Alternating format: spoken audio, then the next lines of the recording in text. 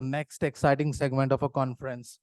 So it's like one of the key drivers of agility is self-managed by agile teams, and they form the core of agility, wherein teams have a high degree of autonomy and responsibility for their work.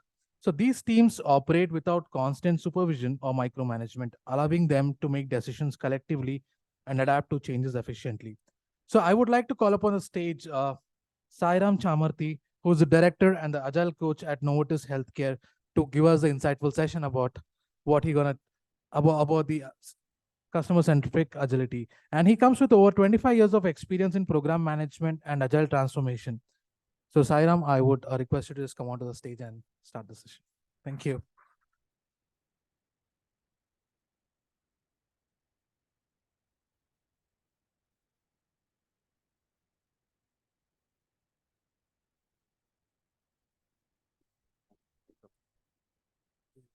Hello. Yeah, most of you here do know me. This is a family event for me. I was on the past board member here. Thank you. So if you are the last speaker of the day, right, there are two things that happen. It's some pros and some cons. The pro is that, all of you are tired and I'm also tired. So it's okay, he can talk something for 20 minutes. Let's, engage him and move on. But the cons are that, I had such wonderful speakers from morning, right? And to have them as the benchmark and talk, I think we don't need to have a all hearts. We can have one spade and I could be that spade. So, that's a sort of a solace, you get also. So before I get into what I want to talk, right, I will just give 2 or 3 scenarios and try to go through my deck, 10 to 15 minutes. Uh, you know, this attire that you're seeing me in, right, is something that I'm not comfortable at all. In my whole experience of 25 years plus, where I have, extensively traveled across the globe, I would always be in a formal shirt and trousers, and sometimes even in jeans and t-shirts, depending upon the country's culture. But over the last few days, right, when I was asked to speak here, there was persistent reminders from the board that, please come in this attire. Please wear on a blazer. And I was wondering why, and I was telling my wife, I want to just be agile, just go in what I'm comfortable and what the people also are comfortable in seeing me. So my wife thought for a moment and she told me, even agile has some values and principles, Sairam. So I think, there's a reason why they're asking you to come in this particular attire. So just think about it for a minute and then try to, wear it, go and practice, do enough practice and go so that you're not going to feel uncomfortable. I come this morning and the moment I entered, I had some of my, ex-board colleagues who were, telling me that, today yours is a different role, Sairam. You're not going to sit on that side of the table and do the minutes of meeting. So folks who have been to the conferences of the 5 years know me as a person sitting there trying to run, the minutes to minutes so that we are able to finish on time. I was also taking care of the agile, when I was on the board. So they told none of those are your role and responsibilities today. You just have to enjoy the privileges that a speaker gets. So learn to get that also and sit. And that's where it struck me that, unlike the other speakers, most of them who were in attires that were comfortable to them, and I think they did a good job there. I think my ex-board wanted me to be in this attire because they wanted me to feel that special. And then the last thing is also, right, when earlier we were given the note to talk, there was certain stipulated duration given to us, but then it was cut short, and it was cut short further because, being at the fag end of the day. So I had to also ensure that, my talk that I'm going to do has to be accordingly sustainable and give you all a value add. So I made some tweaks and changes, and, the backstage people helped me completely in getting it done. So if you notice what I've spoken of the last few minutes, right, I was completely self-managed. There was nobody to boss. I could always told the board that I will only come in the way I want to. But then, I had a coach in the form of my wife who tried to tell me something, tried to reason out why they want me to. There should be a reasoning. Then once I come here, my team members, right, all my, ex-board members, friends wanted me to, be successful and comfortable. So told me to, sit in my seat, enjoy the day, with a different role and responsibility. And me, myself, at the end, right, with the circumstances that have been given to me and the scenarios, I had to cut short certain things that I didn't want to talk. Because you have this Moscow rule, right? So I did have must have, should have, could have slides there. Of course, I never had a won't have slide there. But then I removed the could have slides and I'm having the must and should so that I can give a value add to all of you. So that's what self-managing teams is, right? And especially whether you're in a startup or an enterprise level, right? You need to have this sort of mindset where you're self-managed, which means you know what to do, when to do, and how to do it, and nobody needs to really direct you to do it. So you could call it self-organizing teams, you could call it self-managing teams. The words could be always interchanged. Don't worry about that. What is important is for you to understand that you need to know what to do, when to do, how to do, without anybody trying to, boss you. So we have this something called unbossed culture, right, which is quite prevalent across in the industries. So before I get into, right, at this point of time, I'm working as a director agile coach in Novartis. But what I'm going to talk to you for the next few moments doesn't reflect anything that we do at Novartis. It's the personal, experience of mine over the last 25 years that I'm talking to you all about. Next slide.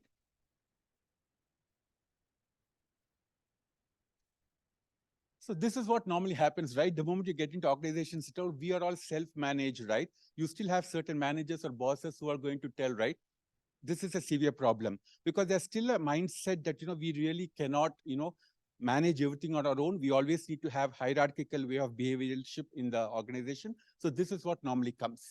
So the first thing they say is forget all this, self-management, nonsense and everything. And like you all know, right, agile, design thinking, productization, self-managed teams, all these are the latest buzzwords across in the organizations. Many of them believe in the midst of these and they think it's not the right thing to do. But I think it's important for all the agile coaches and scrum masters in the room to also learn to bust these myths when they go back. Next slide. So these, like somebody said in the morning, right, for any change to be successful, right, the right mindset should be there. And we need to be in the growth mindset and not in the fixed mindset. So it's very important for us to, first embrace the growth mindset and then follow through these 5 levels where we will then be truly a self-managed team where we are completely in an unbossed culture and we can move forward. It's more so important in the startups because startups cannot afford to have that sort of hierarchical people in the organization, right? So they tend to have, people, or they're trying to prefer to have people who are always self-managed.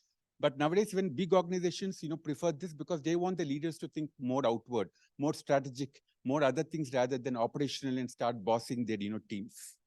Next slide. So don't worry about the verbose part of it. So the current state, right, if you are in the control state is where many of the organizations who think they're still agile are, they're actually in this stage where you really need to have somebody who can actually coach you, who can mentor you, who can take you to the next level.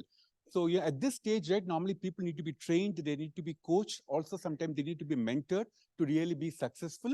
And at this place, right, the Scrum Master plays a very important role. And just to let you all know, the caveat here is for the next 15, 20 minutes, I would be talking predominantly about agile teams only.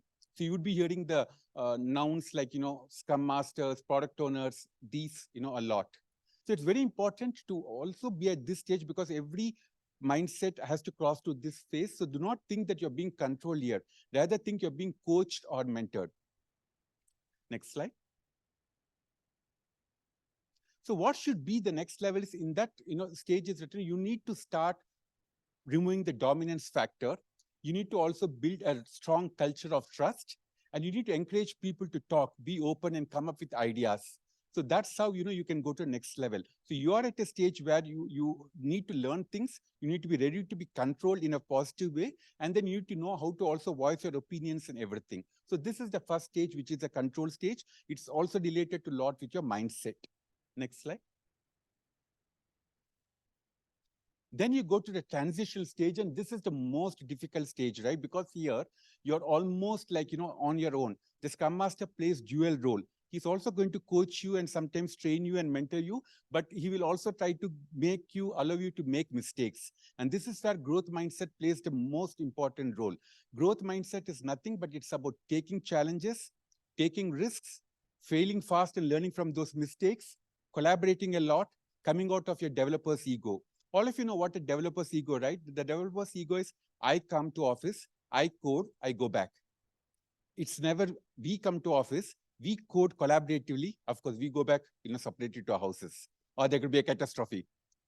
So we need to remove that, developer's ego. This is the most difficult, stage, transition stage. And this is the place where the Scrum Masters, product owners, your senior leadership team, and you yourself as an individual have a lot of, part to play. You need to come into this sort of mindset, which is complete growth mindset. Next slide, please. So here, the Scrum Master becomes your mirror. which means you need to do a lot of, retrospective meetings where you understand what went well, what did not go well, and what can you better, so that you are going to have, much satisfied customers. So these meetings are very important. All of you need to be very bold enough to talk about people, process, tools, all three aspects of, your life cycle. You need to be able to talk here. You need to have wonderful agile coaches and scrum masters who can conduct very successful retrospectives. Otherwise, retrospectives could just become, meetings where you just complain about your managers, you just, bitch about, your other colleagues and all that, and it becomes a bucket where you just put all this. Rather, it needs to be, a sort of log with oil that can be kindled with, fire, and that you should spread across. So have wonderful retrospectives. Get in the mindset of talking freely what you want to talk to, but always keep respect for the people and time, because you are in the organization. At the end of the day, it's about humans that you're dealing with. Next slide. This is what we call exactly the self-managed stage.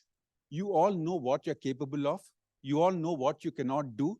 You all know that you are freely able to express what you cannot do and seek help and support also if you know something how to do. You should not be passive. You need to be active. You need to be able to support one another. You need to talk to one another. You need to collaborate a lot. You can't afford to be in silos. So your stand-up meetings, your sprint review meetings, your retrospective meetings, your planning meetings should be where you all work together as a team. It's, it's we versus I. Today, we are successful. I alone being successful is not going to be of any value to the organization or to the team. So you need to get into that mindset of, we versus I, where you all know about your competences, your strengths, and your skills. And do not fear in stating out that you do not know how to do something. And you also need to master the art of saying no. No, I cannot do this, or I cannot do this much. It's not about talking about countries or cultures, but I have noticed in India, most of us, today it's of course changed. We do not find happy, or we're not comfortable in saying no. We think saying no is, derogatory or something, that will go against us. So please come out of that mindset, read a lot of books on the art of saying no, so much of material on Google, and start learning to say no. I cannot take this much, or I will be able to do this much. Next slide.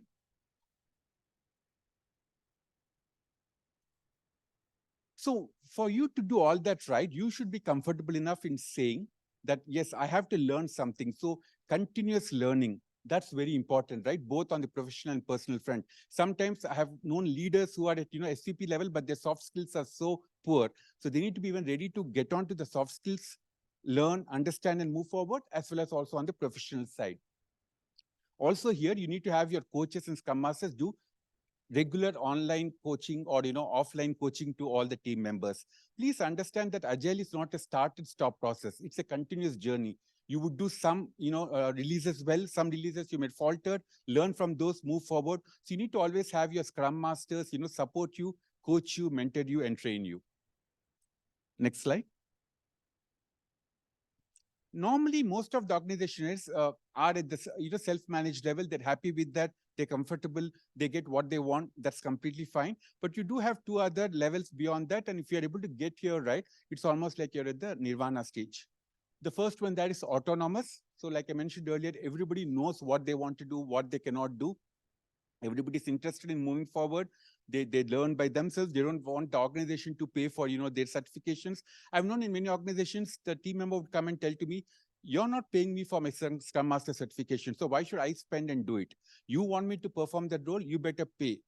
To some extent, I agree with that, but sometimes, organizations do not always need to necessarily take care of your growth.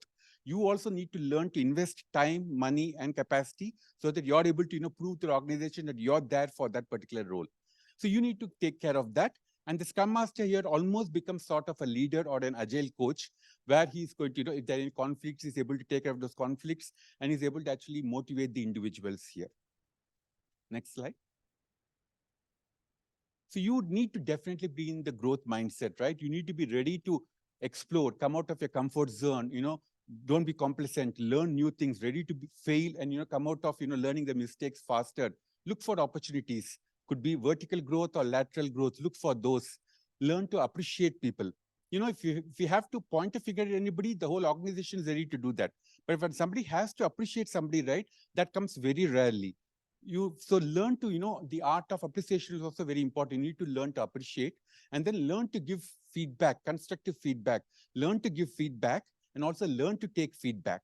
That's also very important. So you need to get into this mindset. So for this to happen, you need to continuously have your coaches or scrum masters help mentor and coach you. Next slide. So this is like, if we are at this stage, right, I don't think we need any agile conferences anywhere in the world. Everybody knows what to do, what not to do. Everybody has learned everything and know that they have to learn more. So this is the stage where it's very, very important to understand, I versus we versus I. Your team is important. Your success is okay, it's great, but that's alone not important. The success of the whole team is very, very important. So please keep in mind, this paragraph is very important. So I will just read it out. I have already done all my tasks. I have put all the ticks. Who is good? Me versus great. I have done all my tasks. Now I'll find out what I can do for the team to succeed. This is very important. It's not important that you know everything and you do everything. You need to ensure that your team is successful. Once we get into this stage, right, whether it's in startups or whether it's in your enterprise organizations, we are going to be successful. More so, it's more important for the startups to imbibe this mindset faster because they do not have enough time or money to really start investing. So they would prefer, if individuals go with this sort of a growth mindset. Next slide. So I believe in this, right? In any given moment, we have two options: to step forward into growth or to step back into safety. I'm in a comfortable zone. I'm complacent. My performance appraisals are great. I'm always meeting the expectations. My hikes are decent enough. I have a great work-life balance. That's one way of thinking. It's fine. I'm not saying it's wrong. But the other way of thinking is, how can you move to the next level? How can you take your organization to the next level along with you? And for that to be really happening, right, you need to change your behaviors. Our behavior creates our culture. So you cannot simply change an organization's culture. What you can change are your own behaviors and influence. If you're able to take care of this, the organization is also definitely going to benefit. Next slide. So these are the two behaviors that I'll just talk about for 2 to 3 minutes that are very important for us to be successful. We need, if you see the first visual, right, you see two grown-up individuals sitting, facing, opposite sides. But the child within themselves want to talk to one another. This is what is the actual situation today across many organizations. We are so matured and grown up that, we think that, we don't need to collaborate.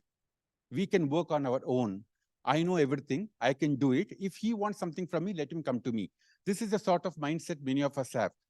Try to come out of that mindset and try to dig upon the child within you. Children don't have that right. They want to talk to one another. They want to collaborate. They want to, of course, they fight. They do all that, but at the end of the day, they talk to each other. They collaborate a lot.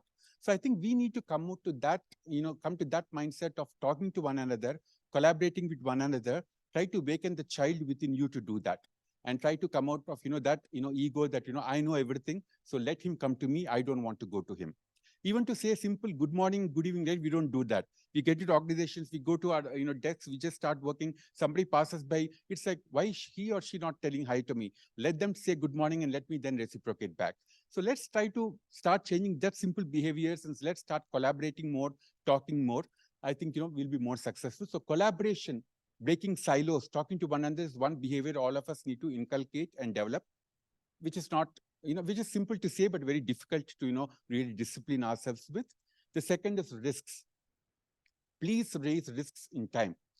Over the last few years, right, across the globe, wherever I've gone, I've seen this culture that if somebody wants to raise a risk, they don't do it because they have the fear that, they're being treated as people who do not know how to work. They're people who do not know the, functional knowledge or not having experience. No, that's a myth again. Please try to raise risks as fast as possible. Projects do not fail because of not having great program managers or coaches or scrum masters or delivery leads or programmers. They fail because we don't raise risks in time. We just try to raise the risk when it's almost gone to a level where we cannot really take care of it as a, something within the span of the delivery. So please ensure to raise risks in time.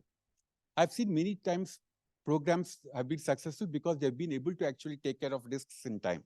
So come out of the mindset that raising a risk is something that's going to go against you or your career. Rather, raising risks in time is very, very important. So if at all somebody says, okay, what are the behaviors we need to change ourselves to be more self-managed? I think there are many more, but these are two important, behaviors that we need to change. Next slide. Yeah, so that was what I wanted to just let all of you know that basically self-managed means it's not Greek and Latin. It's simple that you need to know what to do, when to do, how to do without somebody telling you. Let's take my own scenario, right? I had a coach in the form of my wife who was there to coach me and tell me that go, nothing's going to go wrong. Go in that particular attire. I know it's uncomfortable for you, but slowly you'll start getting into the comfort zone. I had my team members here who were trying to let me understand what my role is today and how I need to be successful. And I myself was able to also ensure that I will only have the should and must have slides and not, the could have slides. So in this whole gamut, right, we all self-manage ourselves. Me as an individual, the team here as a team which supported me in trying to be here and talk to you for a couple of minutes. So I think that's what we all need to do even in our professional life. This was just one scenario that I wanted to quote. The last thing is, like I said, we also need to learn to appreciate one another. So I would like to appreciate my wife here to, put that sort of, coaching into my mind. And, folks here, my board members, some of them who know her can always thank her. I want to thank all my friends here who from the morning till now were trying to tell me that today you're in a different role, Sairam. Sit at your seat. Do not worry. Just do what you want. So they were there to support me.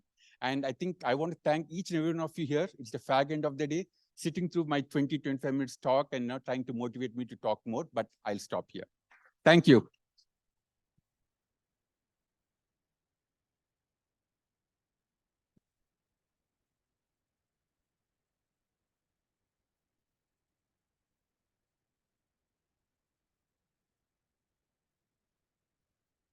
Thank you, Sairam, for that insightful session. So, of all the things you said, one thing which really struck me was when you said that retrospectives should be looked at as logs soaked in oil, which we can use to build a successful fire, and that we should look at everything from a we mindset as opposed to an I mindset. As someone who works with diverse teams, it really uh, reflected in my work. Thank you. Thank you so much for that really insightful session. So, as a token of our appreciation, I request our chapter director, Lata ma'am, to present the memento and gift hamper to Sairam.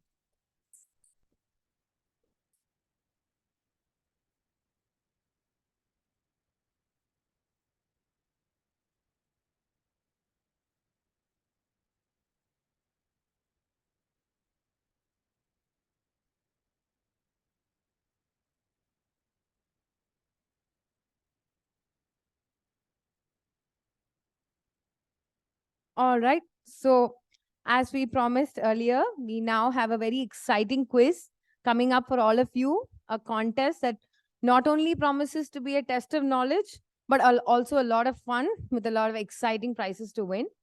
So, grab your buzzers, get ready for an interactive experience, and win a lot of fantastic prizes. So, can we have the quiz slide on, please? All right. So, folks, everyone who's here, could you please open up? Yeah. Yes. So, this is a quiz for our audience here as well as online. So, everyone, please go to the website joinmyquiz.com and enter the code that's mentioned on the screen 651320. Maybe we can take